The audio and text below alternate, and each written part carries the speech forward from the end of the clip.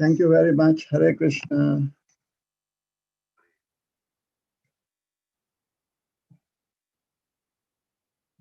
Um,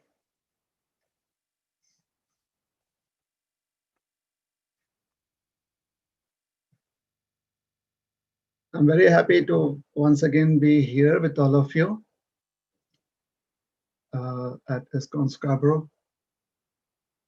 And before I begin the class, I would sincerely request everyone to be safe and take whatever precautions is needed to be safe and healthy. Today we are celebrating the festival of Govardhana Puja according to our Gaudiya Vaishnava calendar. And Govardhana Puja is very, very dear to all the devotees, especially the Gaudiya Vaishnavas.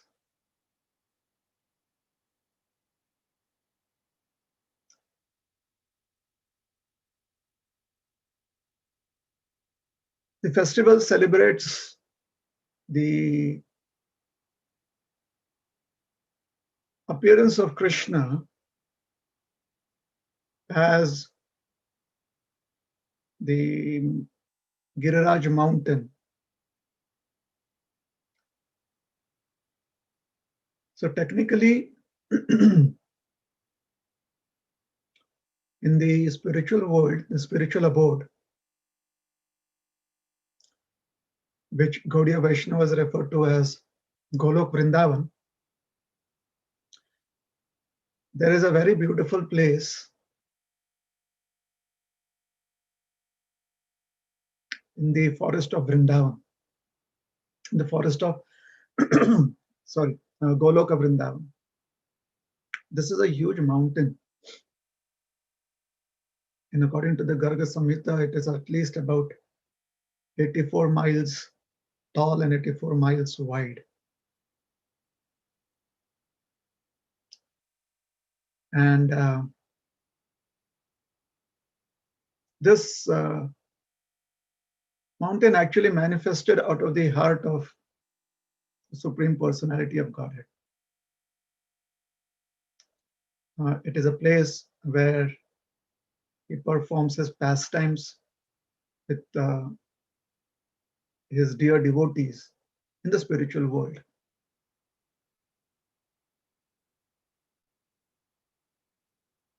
Many a times, before that, this same Govardhan hill appears in this material world when the Supreme Lord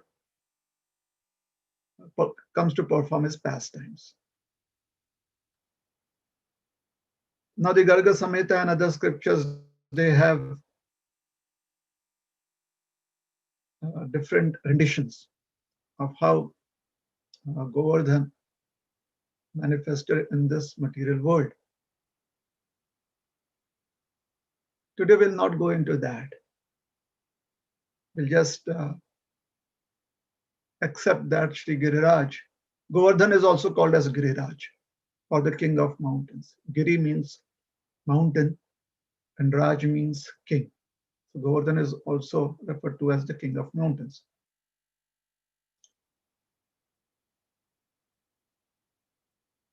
As Gaudiya Vaishnavas, we are the followers of Sri Chaitanya Mahaprabhu. And we know that Sri Chaitanya Mahaprabhu is Lord Krishna himself.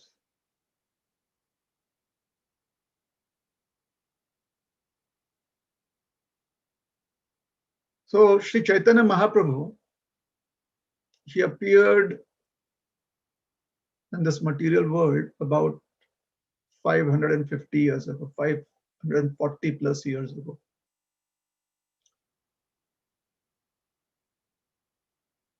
He took sannyas in his mid-20s when he was about 24 years old. And after a couple of years of having lived in Jagannath Puri, he traveled to Sri Vrindavan.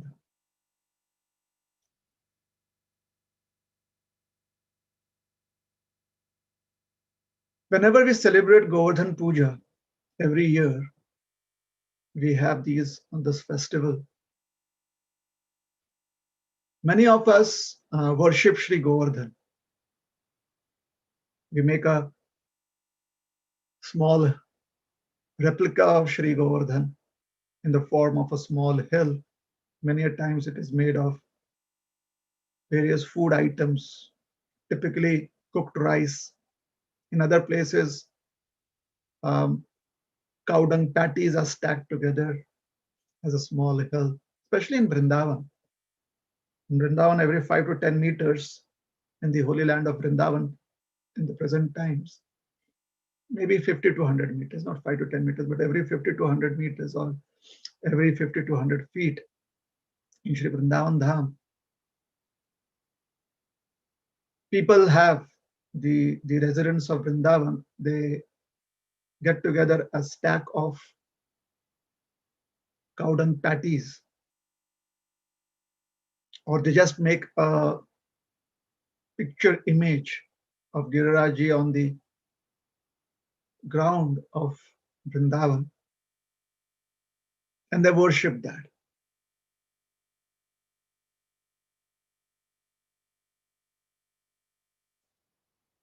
And people circumambulate the replica, the replica of Govardhan that they have made.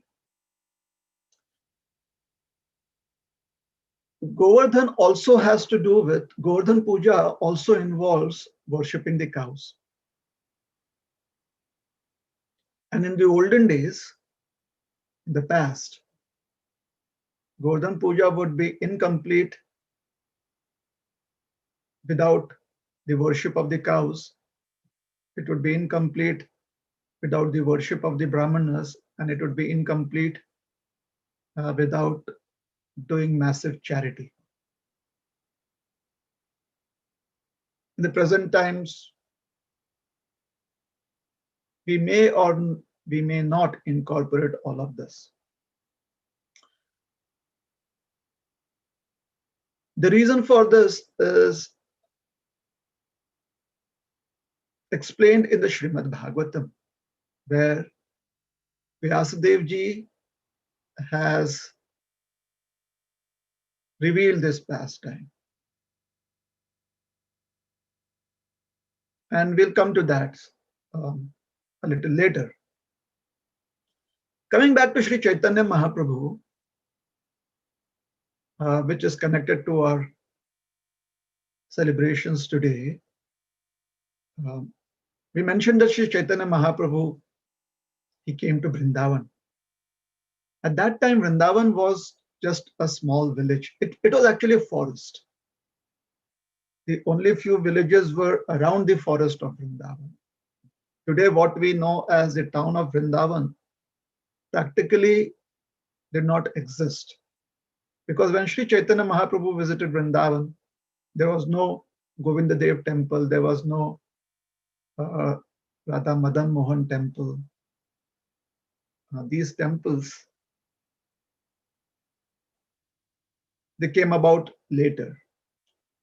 So Vrindavan was a forest.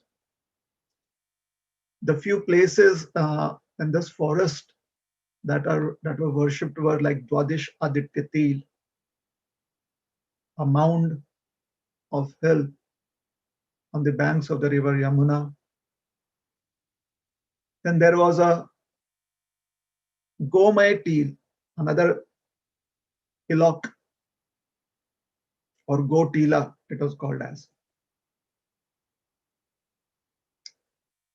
And there were various lakes and reservoirs. And there would be a few ashrams, there would be a few cottages where holy people would stay and do their bhajans. So some of the towns around were the town of Aritagram. Later on, it became famous as Radhakund, and so on and so forth. So this town, which was um, like a hamlet. A good size population was living there, which is in the present day Radhakund, the town of Radhakund. This was the town of human activities. The rest of Vrindavan was a forest. And this town was at the base of the Govardhana mountain towards one end. We know today that Radhakund and Shyamakund are the two eyes of the hill Govardhana. So when Sri Chaitanya Mahaprabhu, he came to Sri Vrindavan Dham, he came to Mathura Mandal. He had walked all the way from the confluence of the Ganga and the Yamuna and Saraswati at Prayag Dham. It was a couple of days walk, almost a week's walk. And then he came to the river Yamuna. He actually followed the path of the river Yamuna upstream till he came to the most holy place of Akrura Ghat. Now, Akrura Ghat was situated in the town of Mathura. So Mathura was established as a town even then. It was known as Madhupuri, some also called as Mathura, but this was established there.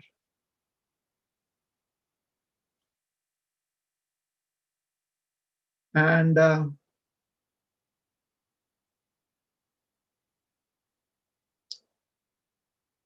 from there he crossed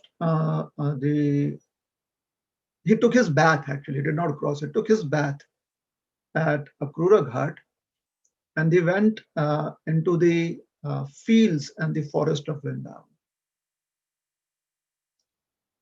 So the local people, when he was at Akrura Ghat and when he took darshan of Sri Keshav Devji, who was a presiding deity in this town, hundreds and thousands of people, the residents of Mathura, they got attracted to him, especially one Brahmana of the Shanodiya caste.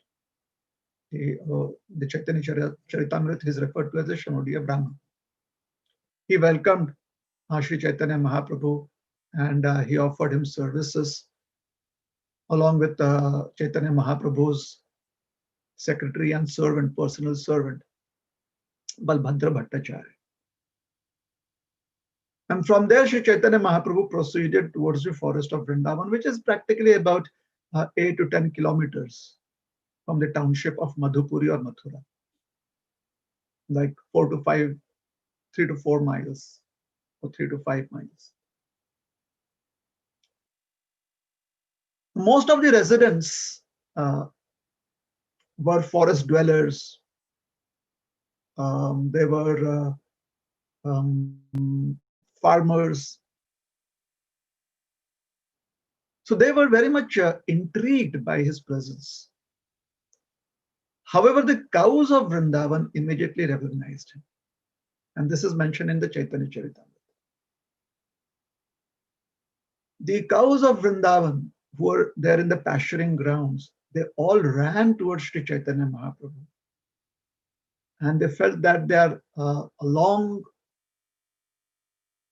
awaited meeting with their dear friend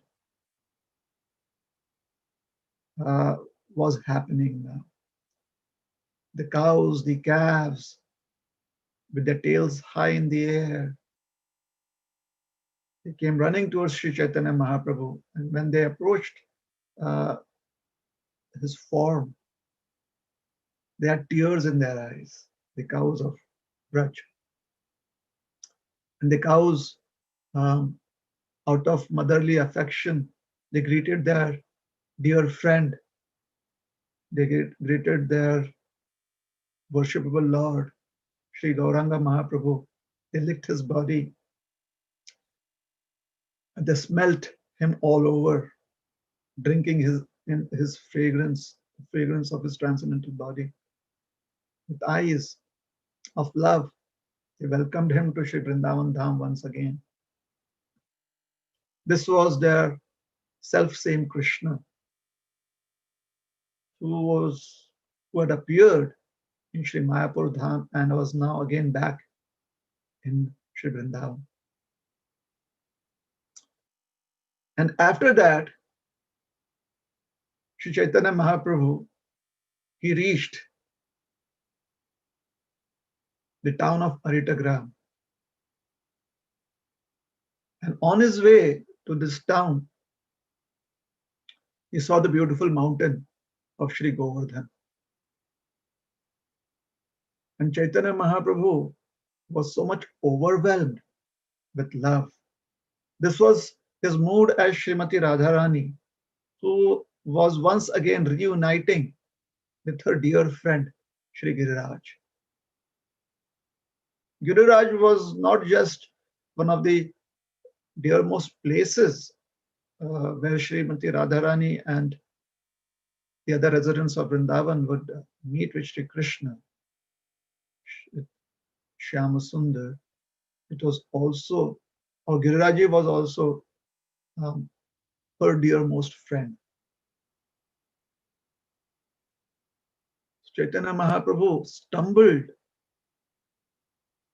Sometimes he would fall, sometimes he would rise up again. He could not see clearly because his eyes were filled with tears of love for Giriraj. And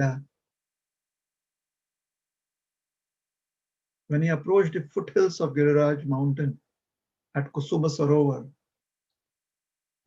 that is the Chaitanya Charitamrita mentions that is where Sri Chaitanya Mahaprabhu approached Giriraj at Kusuma Sarovar. And he fell down and embraced the rocks, the stones of Girirajji. And by his embrace, the mountain melted. And Lord Chaitanya did Abhishek of Sri Giriraj with his tears. And then Sri Chaitanya Mahaprabhu went to Aritagram because he wanted to come to as Srimati Radharani, he wanted to be at the special place of Radha Kund. At that time, it was just a small puddle in the middle of a field. And Mahaprabhu took his bath. And then the locals, they noticed him taking that bath. And over a period of time, especially with the coming of Rup and Sanatan Goswami later on, that puddle was revealed to be Radha Kund, and right next to it was Shyama Kund. And later on, it was excavated a little more. So as followers of Sri Chaitanya Mahaprabhu, and understanding the pastimes of Sri Chaitanya Mahaprabhu from Chaitanya Charitamrita, we realize that the cows of Vrindavan are very, very dear and worshipable because they always recognize their Lord, the Supreme Lord Krishna. And Giriraj, Govardhan, is very dear to Sri Gauranga Mahaprabhu and is also dear to the followers of Sri Gauranga Mahaprabhu. So having said that,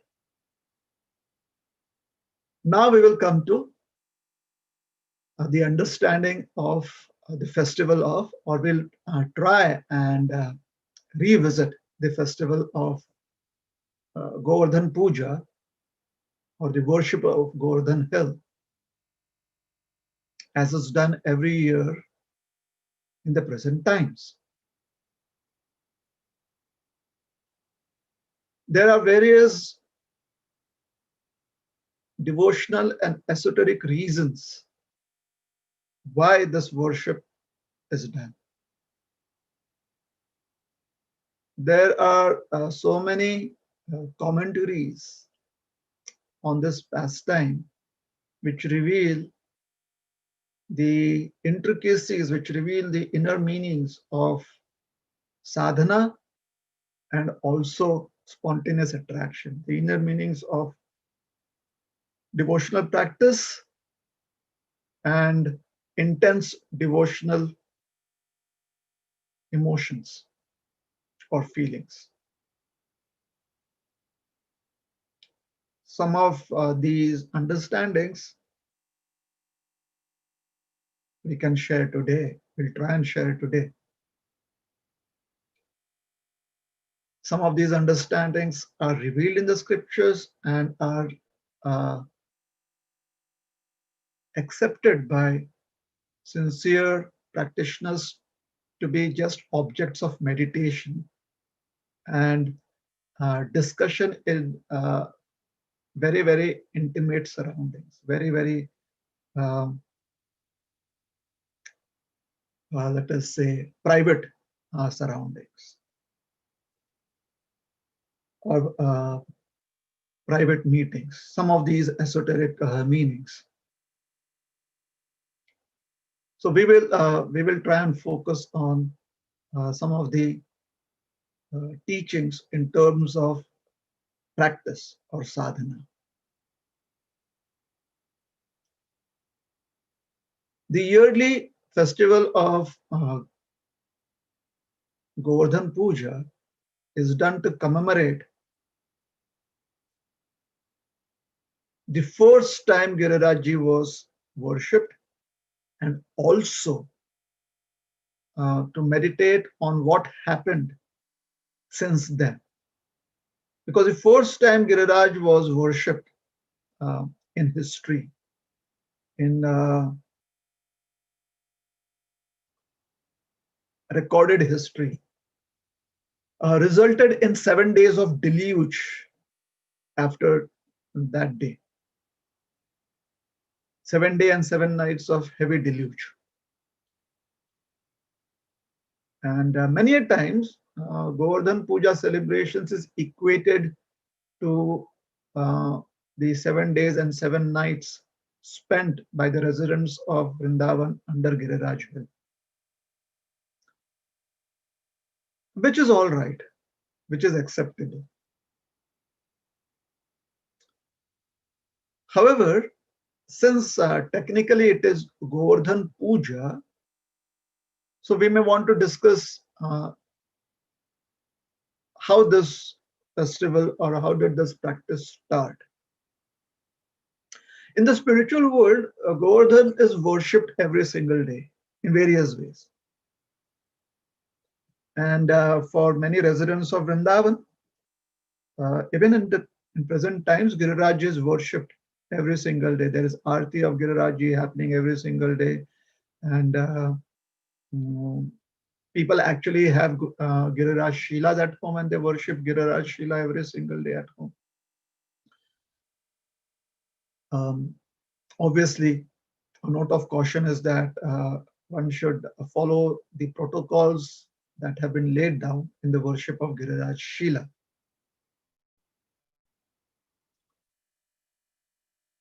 So the worship of Girirajji is done by many, many devotees and by many, many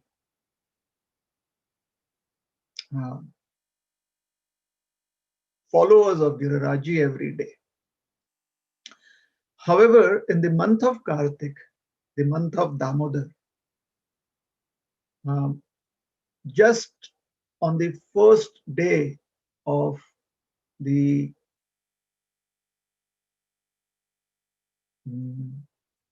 Shukla Paksha or the waxing moon, Shukla Pratipad. That festival is done in remembrance of how Lord Krishna, along with the residents of Vrindavan, worshipped Girirajji about 5,000 years ago. And as I mentioned, along with this, the events of the next 7 days and 7 nights are clubbed together along with this. So the first time that Girirajji was worshipped was on the request of little Krishna, the son of Nanda Baba, Nanda Maharaj.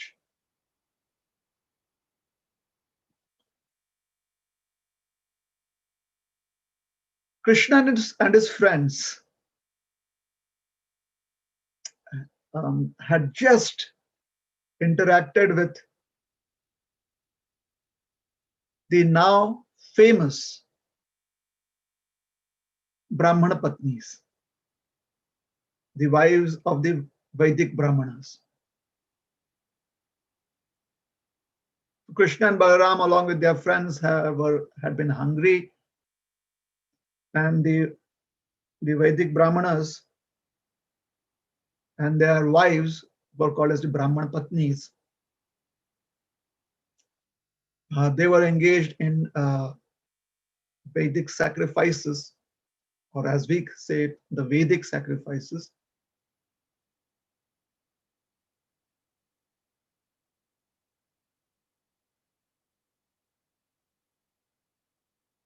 The Brahmanas were not able to serve Krishna immediately, but the wives, they wholeheartedly served Krishna and Balaram. So having been served by them and having blessed them and having blessed the Brahmanas and having soothed their feelings, Krishna and Balaram, they found that Nanda Baba and the other residents of Vrindavan were making elaborate preparations for a sacrifice close by. So Krishna is about 7 years old now.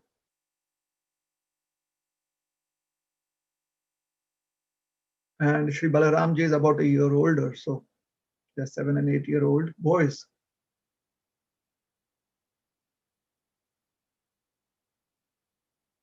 Krishna comes up to Nanda Baba, wanting to know what is the event, why are they engaged in such in collecting so many ingredients and in making so many preparations. So Krishna wants to know all of that.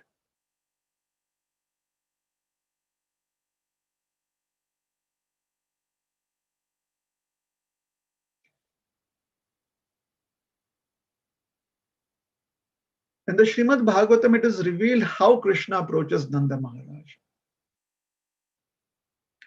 It shows that he has a very tactical approach towards Nanda Maharaj, which shows that there is some intelligence involved, and there must be a specific reason for this.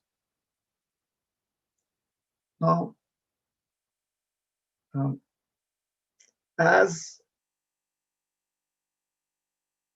if we have developed the quality of introspection, or if we have developed the quality of contemplation, if we have these qualities, introspection, contemplation, or philosophical analysis, or even if it is simple curiosity, when we read this from the Srimad Bhagavatam, we immediately realize that Krishna's approach to Nanda Baba has a direct purpose, and it has another meaning, a hidden meaning or a hidden reason for him approaching Nanda Maharaj in this particular way. So what Krishna does is he approaches Nanda Maharaj and he starts, he first of all expresses his curiosity and then gives justification for his curiosity, and the justification given makes you wonder as to is there some deeper meaning to this? So since Vyasadeva is he has noted down the words of his own son Sukadeva Goswami, who's narrating this pastime. So Sukadeva Goswami says that Krishna, being the omniscient Lord, already knows what is the situation, yet is still humbly inquires from Nanda Baba. Now, when he's inquiring from Nanda Baba or Nanda Maharaj, who's his father, is accompanied by the other elders.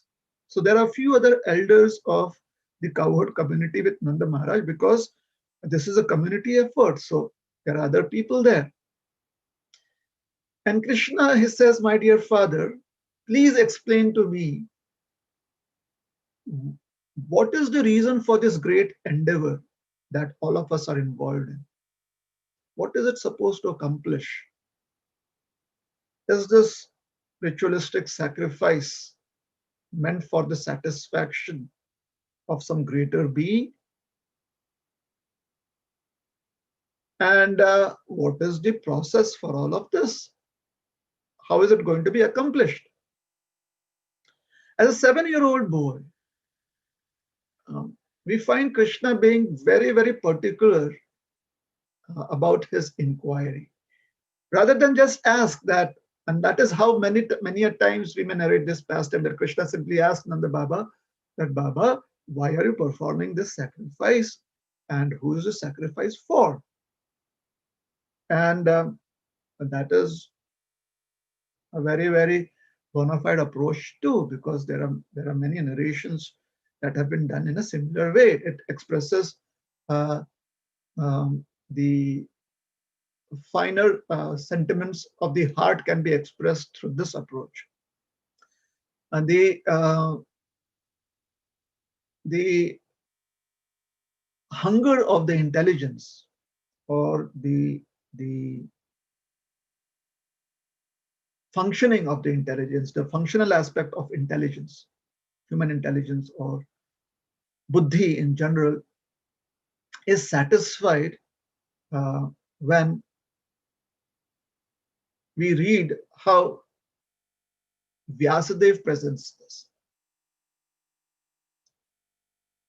So first of all, he presents Krishna asking very, very elaborately or very, very detailed and at the same time specific questions. So there are specific questions and they're very clearly defined what those questions are, what those inquiries are. And now Krishna gives justification for his inquiry, which is very interesting for a 7-year-old boy.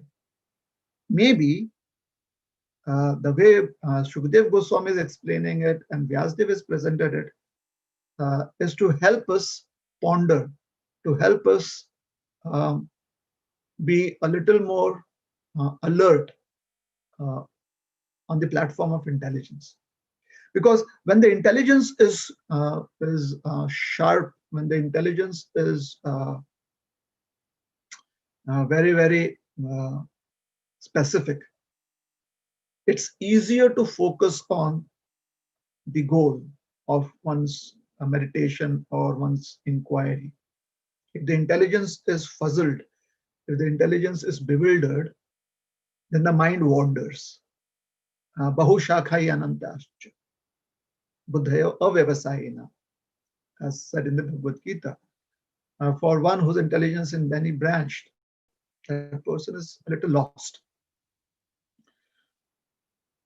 So Krishna is giving certain justifications, which I personally, and this is my outlook towards how the Srimad Bhagavatam describes this.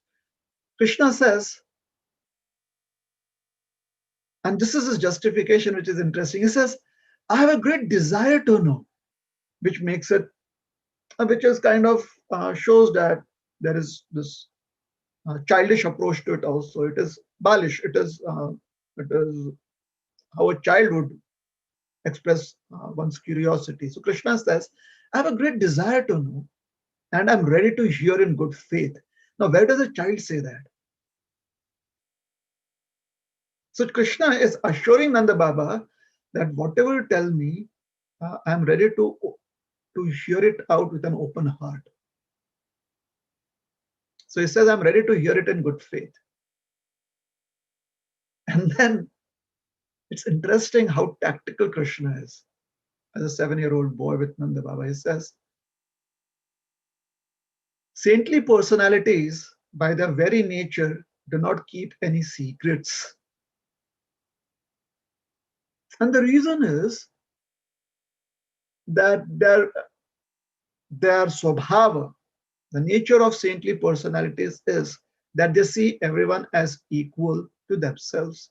Hence, they have no secrets to keep from anyone. For example, if I see myself in another person, or I see another existence as myself, then all that I know would also be known by that other existence too. That is the meaning of seeing everyone as equal, no secrets. Saintly personalities have no conception of mine or another's, mine or theirs. So therefore, they have no secrets, because when you say I have a secret, that means it is my secret and it is not for them to know.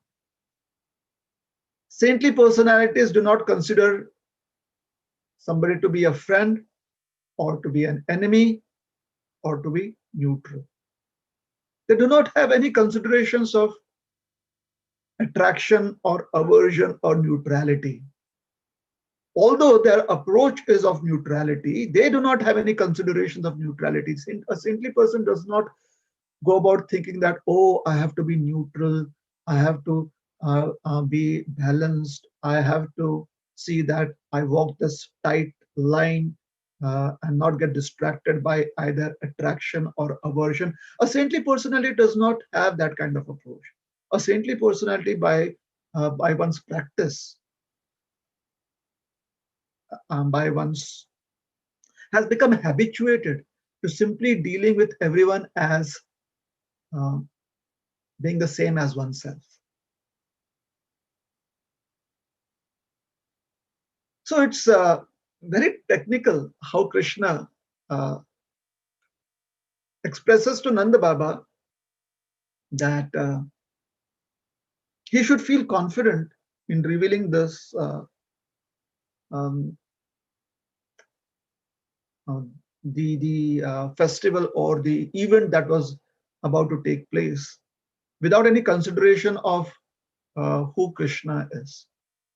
Because Nanda Baba may consider Krishna to be a child. It's possible that, oh, he's just a little boy. How do I explain to him everything? So let me just explain it to him briefly, or let me just kind of explain it to him through an analogy or something like that. So Krishna is making very clear that he wants to know things as it is, as a 7-year-old boy. And then Krishna says, he takes another approach. So first of all, he expresses that he is ready to listen with an open heart. Then he glorifies Nanda Baba and explains to Nanda Baba that the right approach in this situation for Nanda Baba would be that he does not keep any secrets. Now he tries to pull at Nanda Baba's at the strings, his heart strings, pull at his heart. He says, an enemy, he does not directly say, but he says that if someone is neutral, then one may kind of put them in the keep them in the opposite party, or consider them to be as good as an enemy, or consider them to be as good as some as untrustworthy. However, with a friend, one should put in all trust. So here he says that a family member is the best option that you have at having friends, which is kind of true, because you generally would try to trust somebody that is related to you uh, as a sibling or as a family member, like same blood or something like that. So from a certain perspective, that is true. So now Krishna brings in the concept of attachment. And having done that, he says, my dear dad, Baba, dad is you address your father as Baba in Braj Bhasha. So he says, Baba, people in this world, they perform activities sometimes in knowledge, being in knowledge, and sometimes they're not even aware why they are doing those activities. And they do it in ignorance. So those who do it in knowledge, they generally achieve success. The rate of success is much higher than those who do it in ignorance. Because when they do it in ignorance, they are not aware of why they are doing it and what they are supposed to achieve. And therefore, there are greater chances of failure. So since we are doing this activity, obviously, you may know in finer details why we are doing this activity. And therefore, you must be doing it in knowledge. And since we are doing it in knowledge, obviously, we are going to be successful in achieving the purpose of this activity, in achieving the goal of this activity or this event, this sacrifice. And therefore, he says, hence, this endeavor of yours, this ritual, this sacrifice of yours should be clearly explained to me. Is it based on scriptural injunction? Or is it simply a random custom? Is it simply a custom that has been established over a period of time in our society?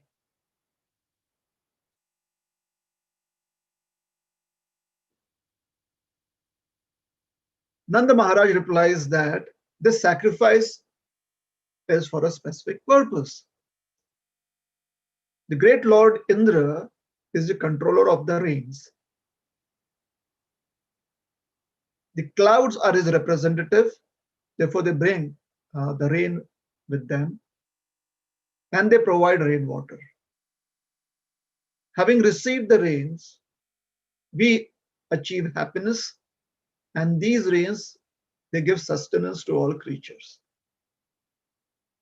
So there is happiness when the rains fall because it gives you relief from the dryness and it gives you relief from the heat. And also, it provides a very, very important means of sustenance. Without rains, it would be difficult to uh, have sustainable life on this planet. And then he says, not just we, but many, many other men also worship Indra, the Lord and Master of the rain-giving clouds. We offer him grains, which basically, when we say grains, the term uses akshat, unbroken grains. This is the protocol of making offerings. In today's times, we may offer cooked food as bhoga, and that is all right.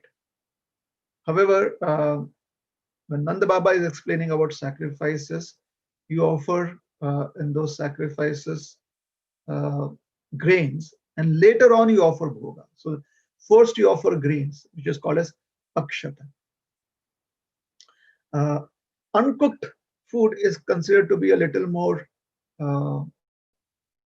untouched or uncontaminated than cooked food, because when you cook, it gets touched by your consciousness, whereas uncooked food is not so much touched by your consciousness, especially in the previous times, grains would be unhusked. They would be along with their husk when they are offered. So the husk, it is just very symbolic of it being pure and uncontaminated. That is why akshata is an important aspect of any sacrificial offering. So Nanda Baba says that we offer grains and other paraphernalia of worship, which are the products of Lord Indra's own act of providing us rains. So whatever products we receive from rains in the form of paraphernalia, that is what we offer back to Lord Indra. So Nanda Baba is explaining that this is a sacrifice. It has been established by many, many people. It is not just a custom that we follow. It is a custom followed by so many other people, and there is a protocol to it. There is a ritual to it. And then he says, Nanda Baba says that over the years, we have seen that by uh, by performing the sacrifices and then accepting the remnants of those sacrifices performed to Indra, uh, whole communities of people have been able to sustain their lives, and they have been uh, able to perform their duties as humans in the form of dharma, artha, and kam. These are the threefold activities that a human is supposed to perform so that one can achieve the goal of these activities, which is called as moksha. So these are called as chaturtha purushartha, dharma, artha, kam, and moksha. Um, the satisfaction of the hungry senses, or providing the needs of the senses through principles of religiosity, and experiencing such satisfaction as happiness. So this is uh, artha, kama, and dharma. And ultimately realizing that everything is temporary and going for that which is eternal, permanent, which is known as liberation. So this is called as three varga, dharma, artha, and kama. And the three vargas is performed, or one is involved in three varga to achieve the fourth one, that is called as the chaturtha purushartha, moksha, or liberation. So kama is the happiness that one feels upon the senses being satisfied, and artha is the means through which the hunger or the needs of the senses can be resolved. And if it is not done according to the principles of religiosity or dharma, then these very senses they become the cause of dissatisfaction, and these activities of satisfying the senses become the cause of uh, unhealthy uh, habits and unhealthy practices uh, in human society in terms of greed, anger, jealousy, illusion, etc. These are unhealthy qualities or um, properties and practices of the human society. So it is important that the senses can be satisfied according to uh, principles of religiosity, and the tools used are also those recommended according to the principles of religiosity. So this is dharma, artha, kama, and moksha. So he's Nanda Baba says that by worshipping Lord Indra, these three vargas, these three essential activities of human society are accomplished. And because these activities are accomplished, one's human life is sustainable. Otherwise, one would degrade into uh, towards the animal platform. One would degrade. One would become degraded as an animal. And since Indra becomes the facilitator in this, in one's performance of these human, these essential activities of the human population, therefore, as the facilitator or as the agent responsible for this fruitive success of hardworking people, of industrious people, um, he is held in high esteem. Lord Indra is held in high esteem. And this is not just a custom that has been established whimsically, but this is sound tradition. And if anyone rejects this out of uh, whimsical behavior or lust, or greed or fear or enmity, that person will surely not achieve good fortune. That person will surely become miserable, says Nanda Maharaj. Now, having said this, I'm going to speak the words of Shuka Maharaj, Shukadev Goswami. And when we hear those words, it would be, uh, um, I think those would be those are these words of Shukdev Goswami are so important. And many a times, maybe we may not remember that Shukdev Goswami spoke these words, or we may kind of overlook it. However, uh, on the special tithi, Govardhan Puja, it would be helpful to remember these words. So Shukdev Goswami says, Shri Shuka Uvacha, Vacho Nishamya Nandasya Tathanyesham Vrajokasam Indraya Manyam Janayan Pitaram Prahakeshavah. Shukdev Maharaj says, Shukdev Goswami says, when Lord Keshava, who's Krishna, another name for Krishna is Keshava. So when Lord Keshava heard the statements of his father Nanda and other residents of Vraja, so everyone was echoing the words of Nanda, as Nanda Maharaj was saying, and this is the reason others were saying, and the others around him would say, surely, yes, that is true, or they would add to his words. So when Lord Keshava heard the statements of his father Nanda and other residents of Vraja, he addressed his father as follows: to arouse anger in Lord Indra. Indraya Manyum Janayan. He wanted to generate anger in Lord Indra.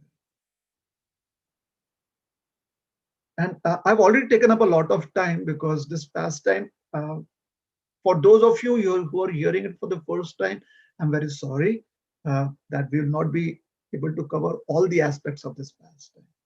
But for us, for those of us who have heard this pastime uh, more than once, over and over again, we realize that when as this pastime unfolds on this particular day, and then 7 days and 7 nights after this, as this pastime unfolds, we realize that one of the important themes that underline this pastime, that is underlying to this pastime, is that whoever we are, however great or small, we are always the servants of the Supreme Lord. We are always the part and parcel of the Supreme Whole, meant to serve Him. And if by certain uh, play of circumstances, we forget that we are eternal servants, then our position of greatness can be the cause of our very own arrogance and false pride, which will lead to our downfall. However, if we have served Krishna intently, then just having done it even once, and what to speak of having done it over a long period of time, or having done it very sincerely uh, for many, many births. Even if we have served Krishna intently once, Krishna takes it as his responsibility to always keep us sheltered and protected. And sometimes, uh, uh, trying to keep us sheltered and protected, he makes us go through events of pain and difficulties, ultimately to purify us of those contaminations. It is as if the Lord takes on the role of the Surgeon General, the Chief Surgeon, and he uh, excises out, he cuts out all the contamination or the unhealthy qualities that are contaminating our personality, that is polluting our personality, our consciousness, our existence. As an expert surgeon, he cuts it out and then he heals us too. And that is what he did with Indra. He enticed Indra,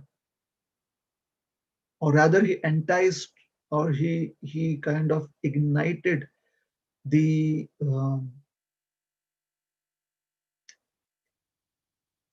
arrogance that had uh, crept within Indra, or the pride, the false pride that had crept in within Indra's consciousness. That um, being worshipped by all these people, he felt that he was in control. He felt that he was in charge. Um, and due to that arrogance that Lord Indra had, he wasn't even aware of it in us, because many a times we are not aware that we are arrogant. We think that we are humble. We think that we are sincere. Um, However, arrogance and false pride have a way of cheating us.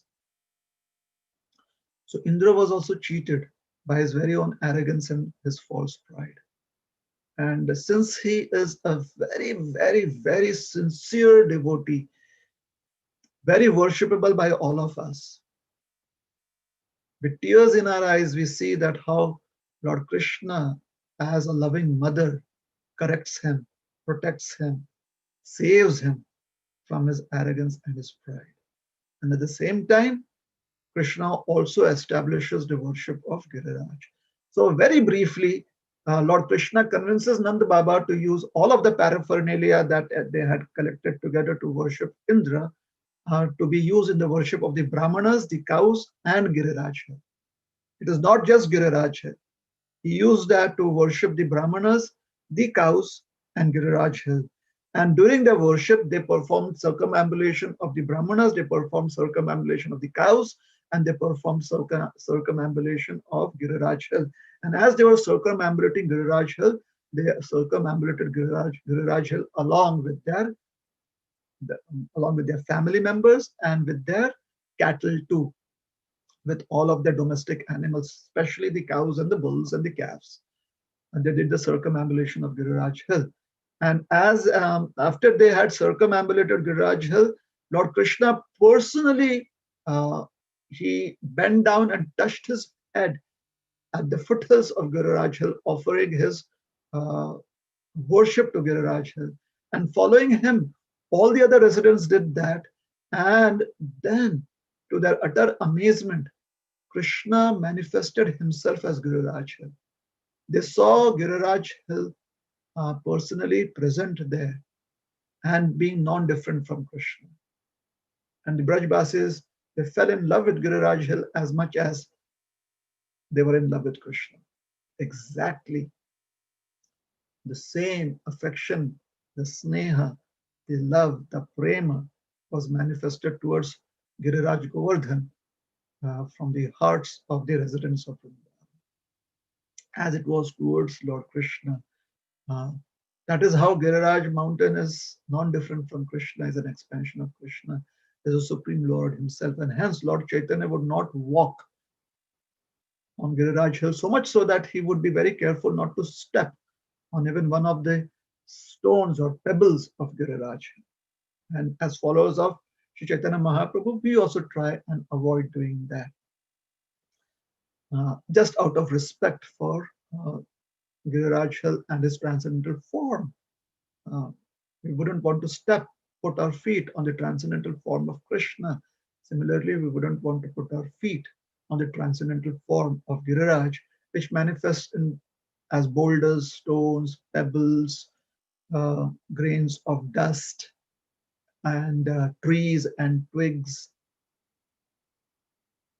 And then Lord Krishna, since Indra's arrogance was now incited, and Krishna was about to do the surgery on him, so Indra he sends devastating clouds called as the Samvartaka clouds to completely drown out, uh, drown away the whole village of Vrindavan along with its 84 lakh species that existed, along with all the residents, the humans, the animals, the beasts, the birds, the trees, the grass, everything. Uh, and Krishna, he lifted up Giriraj mountain when everyone came to him seeking help. He lifted up Giriraj mountain on the little finger, on the tip of his little finger of his left hand. And for 7 days and 7 nights, uh, all the residents of Vrindavan, um, all the various species that were fearful um, of the rains of Indra, they took shelter under Giriraj. There was a huge festival for 7 days and 7 nights. There are so many scriptures that describe this. The Harivangsha describes it, the Vishnu Puran describes this pastime, the Garga Samhita describes this pastime. Then the writings of Gaudiya Acharyas like Kavi Karnapur, the Gopal Champu describes this, and Acharyas like Vishwanath Chakravarti Thakur have commented on it. Sridhar Swami Maharaj, the great Vaishnava Acharya, has commented on this pastime. So there are so many wonderful commentaries and versions to this pastime, and it would be really very exciting to sit down and meditate on as much as we can on the attributes of Giriraj. There are so many ways that the attributes of Giriraj has been described. How Giriraj serves Krishna and Krishna's devotees, especially Krishna's devotees, in so many ways. In fact, in various rasas, in various different relationships, Giriraj serves the devotees. And in Vatsalya, Giriraj facilitates Vatsalya Bhav, facilitates Dasya Bhav, facilitates Shringar Ras, facilitates Shantaras. All the different kinds of relationships are facilitated by Giriraj. The one stop place, the one stop shop, as it is called as, for all kinds of relationships to be facilitated is Shri Giriraj Mountain. So this special day where Krishna personally worshipped Giriraj Mountain is remembered, and it is idolized, or it is celebrated with great happiness every year by the Vaishnavas. The Vaishnavas of all sects, and especially the Gaudiya Vaishnavas, the followers of Sri Chaitanya Mahaprabhu. The celebrations of, once again, to repeat, the celebrations of Govardhana Puja is complete also when we worship the cows. And I think in today's times, a suggestion could be that we could do that even mentally if we are not able to do it in the practical sense. At least in the mind, we should try and worship the cows too. Go Puja. The Vaishnav calendar, I think, would mention Go Puja too. So I'm really beyond time. It is 11:15, and hopefully my sincere prayer and request is that the approach that I took today to this pastime would be acceptable by all the wonderful devotees who are listening in, and it would help us try and read more and relish more this wonderful pastime that Krishna performed. Another important aspect of Govardhana Puja is charity, and what Krishna did in terms of charity was they distributed a lot of new cloth, pearls and jewels and gold and silver and whatever was considered to be currency in those times as wealth, and tons and tons and tons of food. Because Giriraj ji today, what Giriraj did was when they this is mentioned in other scriptures like Garga Samhita, and Gopal Champu explains that in order to make offerings to Giriraj, the residents of Vrindavan uh, they created huge ponds uh, as storage places, or huge ponds as offering places. Like we make offerings in bowls and plates. They did it by digging up the earth and creating huge ponds of lassi and like uh, sweet buttermilk and yogurt and yogurt preparations and lentil preparations, dal preparations, and pakoras. So huge ponds of pakoras and huge ponds uh, uh, of uh, of puris and sabjis and sweets. And when they offered it to Giriraj, Giriraj accepted all of that in just one bite. In just one bite, all the ponds were empty. All these lakes were empty. Giraj just went zoop and it all kind of disappeared. And then he was still hungry and he asked for more. Practically, the people of Vrindavan and surrounding villages, they had to empty their grain houses. And they did it with great happiness, without any fear, without any concern for the rest of the year. They kind of just used everything that they had to satisfy Krishna in the form of Giriraj. And even then, after everything was over and nothing was left to be offered anymore, to be cooked and offered anymore, he still wanted more. And in Braj Bhasa, he said, Ani aur, give me more. And now they were at their wits' end, what to do. And one devotee, one simple-minded devotee suggested that they offer uh, a leaf of tulsi to Giriraj. And when that was offered, Giriraj was satisfied. One little child once asked me that, Prabhuji, so when they made the other offerings, they did not offer it with tulsi leaves. So they did offer. But Krishna's pastimes are very intriguing and transcendental. So this final offering of a tulsi leaf satisfied Giriraj. And he was completely satisfied. And then he returned back all those offerings and he again filled up all those ponds. And now it was prasad. And tons of prasad was distributed to everyone. And once uh, the worshipable people, the needy people, the hungry people, the distressed ones, everyone had been fed. Finally, Krishna and his family members, they partook of the prasad. So a lot of charity was done too. And hence, in our celebrations, we have so many food preparations that we offer as bhoga to Sri Giriraj, and then we distribute it as prasad. So that also is a very important aspect of Govardhana Puja. So I will stop here. I'm sorry if I kind of uh, went all over the place. I tried to keep some sense of a theme here. Krishna's intent of was revealed, and Shuta Goswami's words, Shukdev Goswami's words confirm that Krishna's intent was to help Indra be relieved of his arrogance and false pride.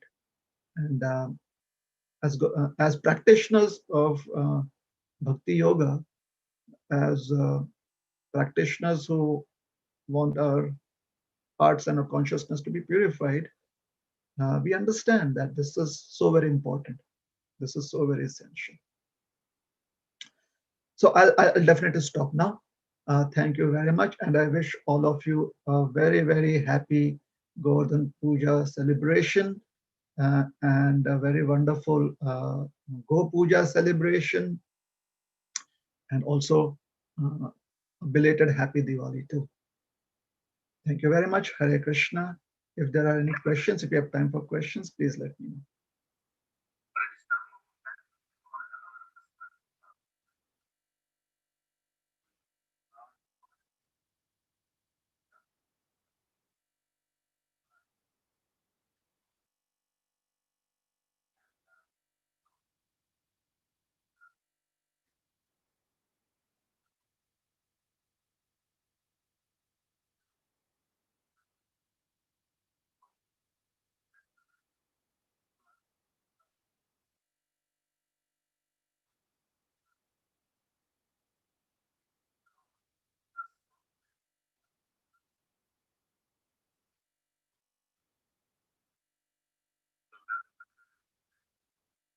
Thank you so very much. I feel very, very humbled by your blessings. And thank you for your kind words.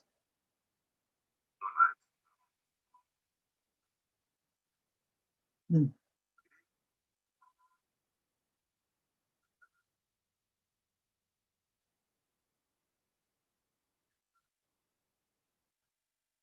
Hmm.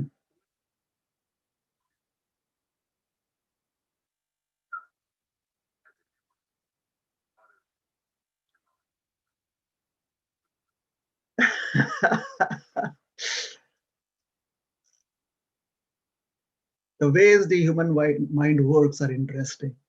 So the question is, Giriraj ji represents both the Lord himself and also the Lord's devotee. And the way the question was asked is that uh, Giraji as a devotee is related to Krishna and also to Krishna's devotees.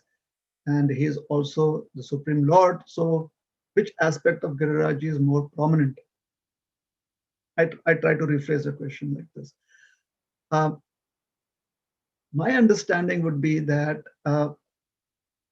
Krishna loves to serve his devotees, just as devotees love to serve Krishna.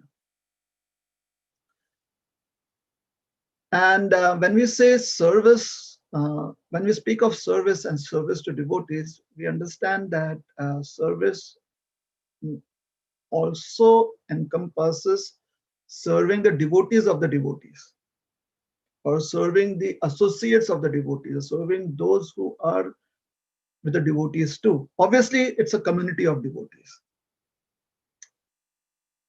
So it is not just one person or one identity that we say as a devotee. When you speak of service to devotees, it's like an entire community. It's in the plural sense. The reason I'm saying this is many times the mind kind of clubs things and wants to make it singular, not just one identity. That is how the mind does it. The mind has been very much affected by the Advaita. It leans towards that Advaita identity, that impersonal thing that trying to club everything to be one. Overwhelmingly, that it goes towards that. So there is oneness, and at the same time, there is plurality too.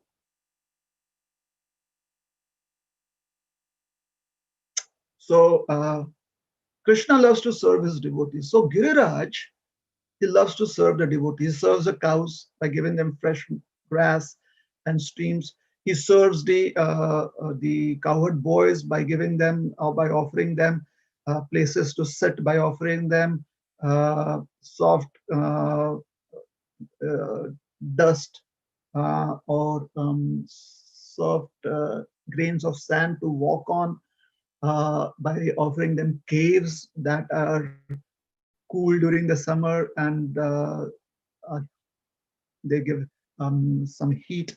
They offer some heat during the winters. Then he serves the cowherd girls by giving them these facilities, along with special places where they can meet up with Krishna and interact with Krishna, by offering them so many orchids and fruits and flowers that can be used to serve Krishna. Then Giriyaji serves the bees and the butterflies and other creatures uh, who serve Krishna in different ways. He gives shelter to so many trees that offer their they are products to Krishna and Krishna's devotees. So in this way, as the word I used was one stop shop or one pit stop. Giriraj is that one single mart where devotees and the associates of devotees they find most of their requirements met with, which they can use to personally serve Krishna or serve other devotees of Krishna. So this is the expression of Krishna's desire to be able to serve his devotees. So and because Krishna wants to serve his devotees, he also sees a desire that his devotees want to worship him, and hence he also manifests himself as the Supreme Lord too. So in one way, this is just it could be my incomplete understanding. I'm open to correction.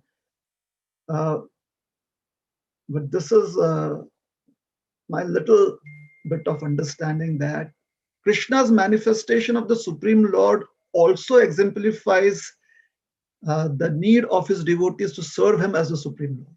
Because as part and parcel, we are custom made, or we are kind of, it is our deep need to serve the whole.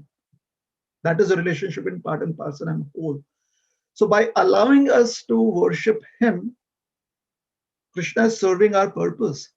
So that aspect of Krishna being the Supreme Lord can also reflect Krishna being a devotee too. So it's very difficult to separate the two. At the same time, we understand that Krishna is the whole and we are part. So although it is difficult to separate the two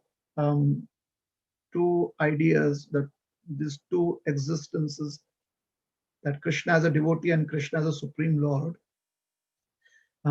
in Krishna, both these identities exist simultaneously, and so does it exist in Giriraj. And if we want to worship Giriraj as a Supreme Lord, then Giriraj presents himself as a Supreme Lord. If we want to worship Krishna and ask Giriraj to assist us, then Giriraj assists us as a devotee of Krishna. So that is my humble contribution. I hope I'm open to correction on that. Is that all right?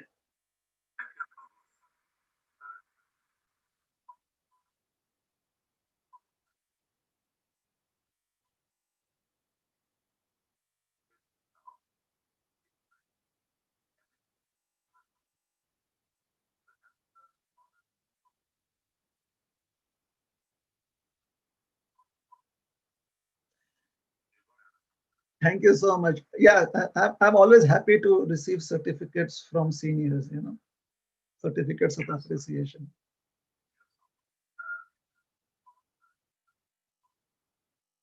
Sure, yes.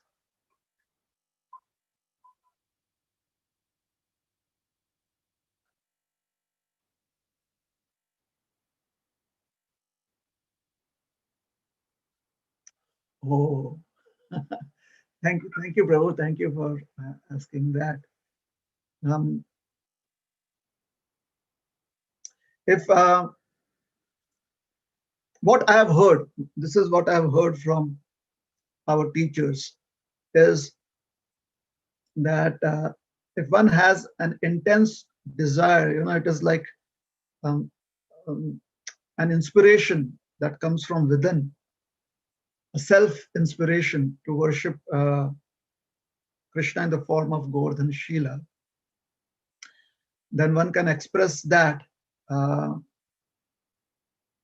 to another devotee who could be our spiritual master, which is the best approach, who could be somebody that has been a devotee in good standing for a very long time, whom sometimes they call as a senior devotee. Um, So the spiritual master is the Diksha Guru and the Siksha Gurus both. Another devotee who has been in good standing for a very, very long time and whom we trust, and we can approach them humbly and express our inspiration.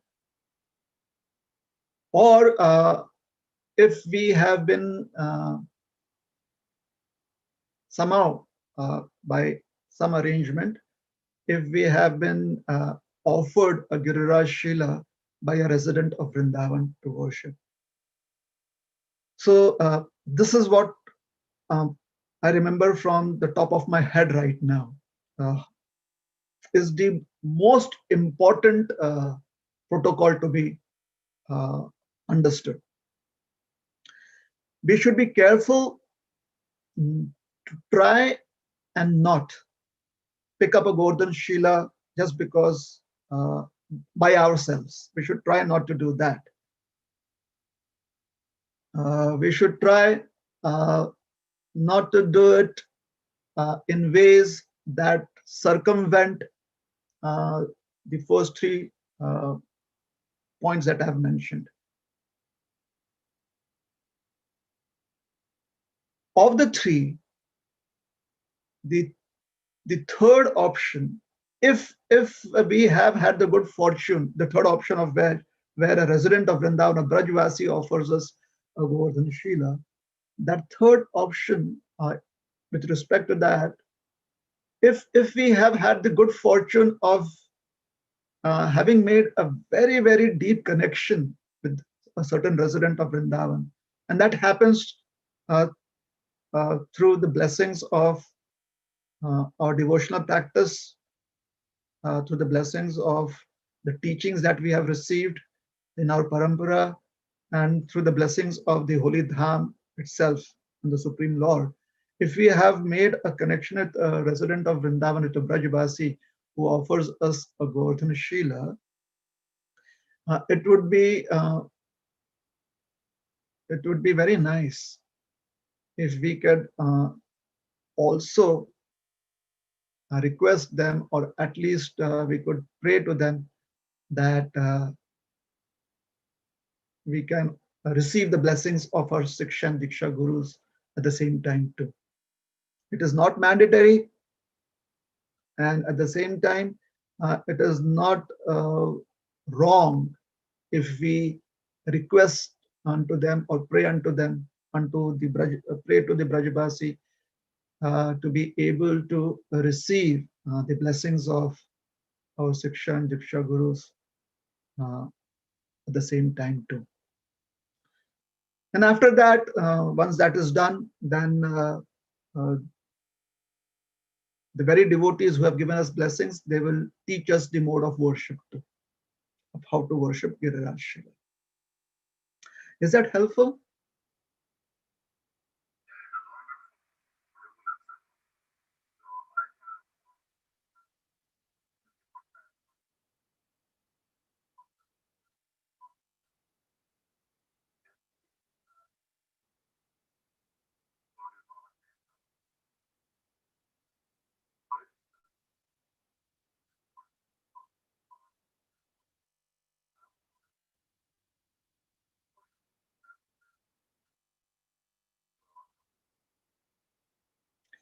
Thank you very much, Mother Dwarka. It is always a great privilege to be able to serve you and to serve the authorities at our, Iskcon Scarborough Yatra. So I always feel very much privileged to have an opportunity to serve. And thank you for your blessings too.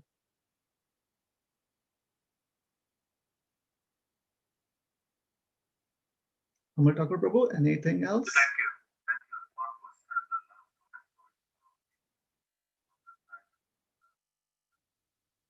I'm on the West Coast, so it's still morning here, early morning. Yeah.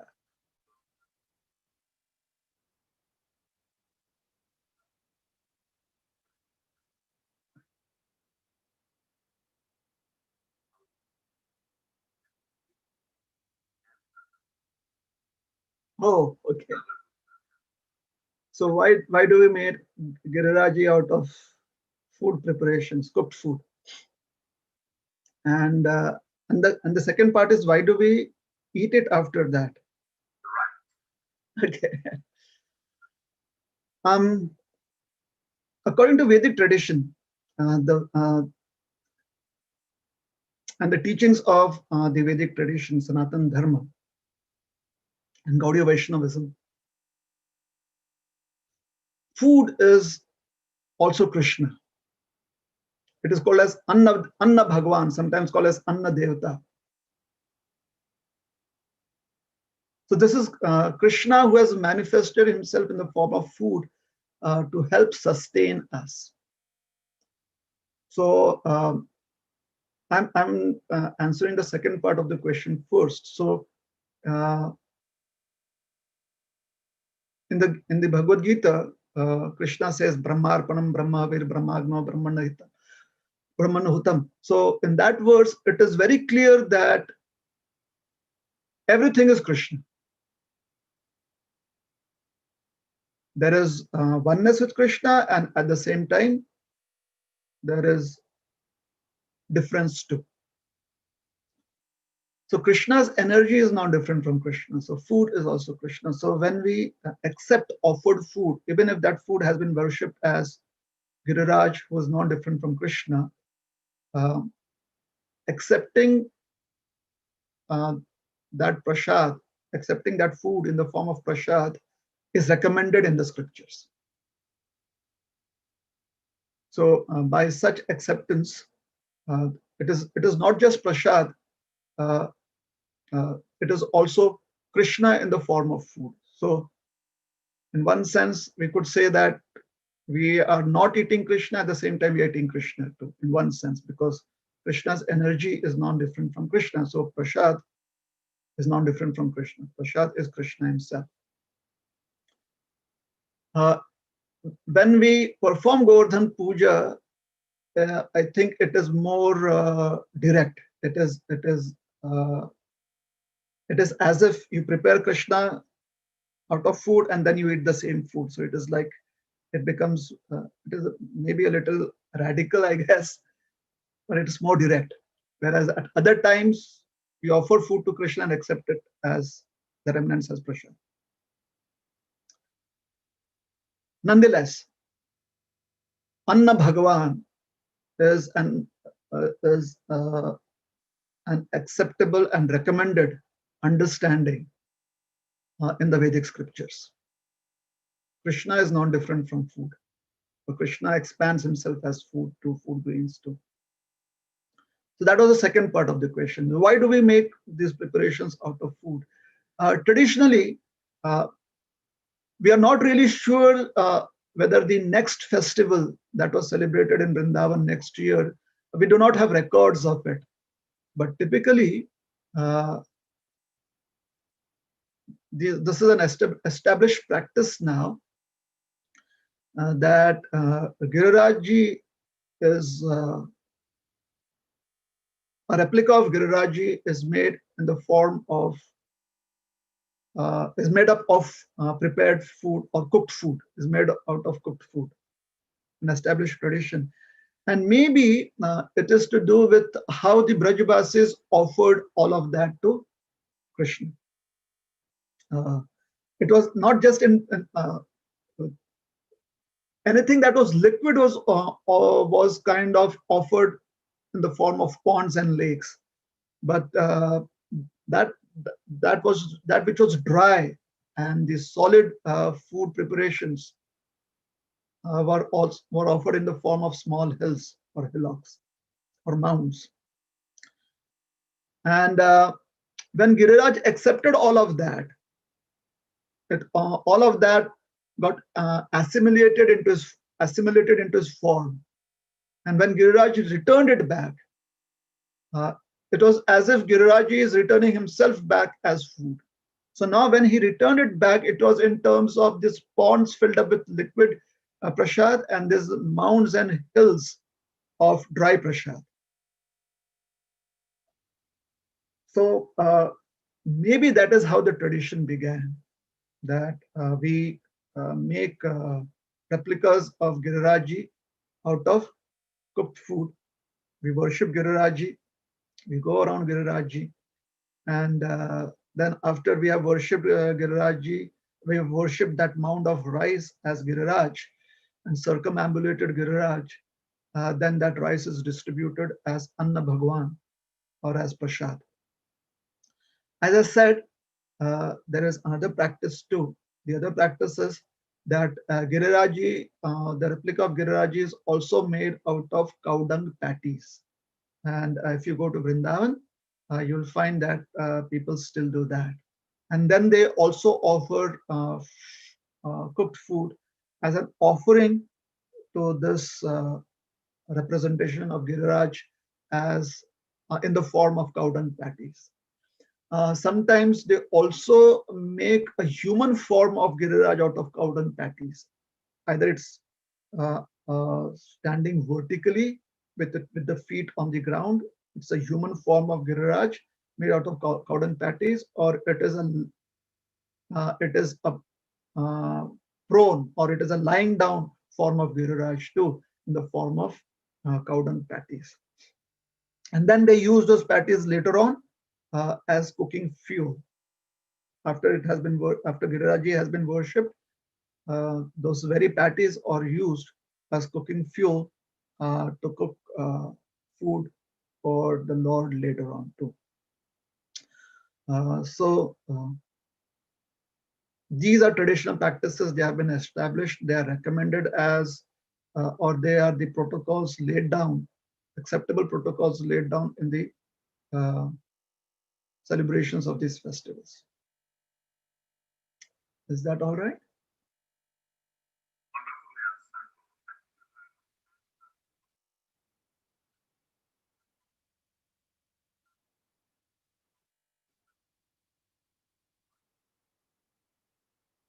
Oh, thank you so very much.